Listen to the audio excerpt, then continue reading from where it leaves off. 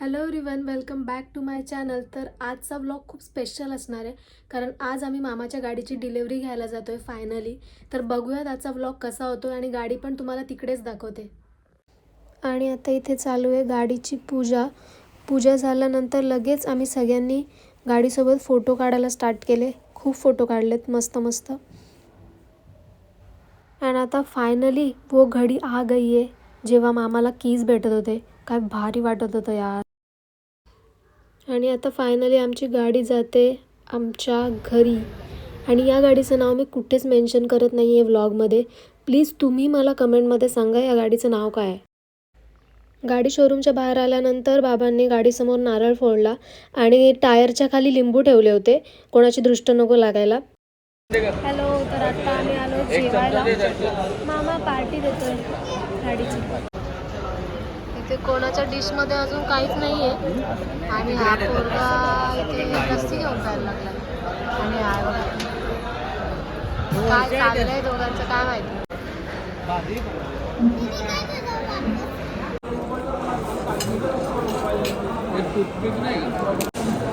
माझा फेवरेट मसाला पापड.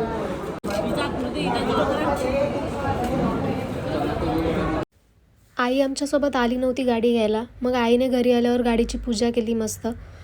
आणि आईचे पण गाडीसोबत मस्त मस्त फोटो काढले. आणि घरची पूजा झाल्यानंतर आम्ही लगेच जाणार आहोत मंदिरामध्ये गाडीची पूजा करायला. नंतर आत्ता आम्ही आलो आहे मामाच्या कारची पूजा करायला गणेशपुरी मंदिरामध्ये. हे आहे नित्यानंद बाबांचं मंदिर. इतकं शांत आहे मंदिर, खूप मस्त वाटतं इथे गेल्यावर. आम्ही आधी सगळ्यांनी आतमध्ये दर्शन घेतलं.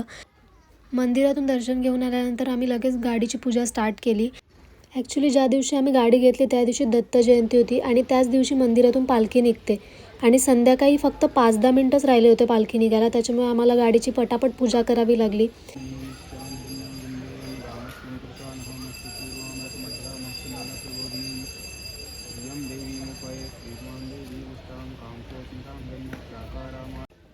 पूजा झाल्यानंतर हा हार लावला गाडीला. ॲक्च्युली आम्ही दुसरा हार लावला होता आधी, पण पूजेनंतर हे जे गुरुजी देतात तो हार लावायचा असतो गाडीला.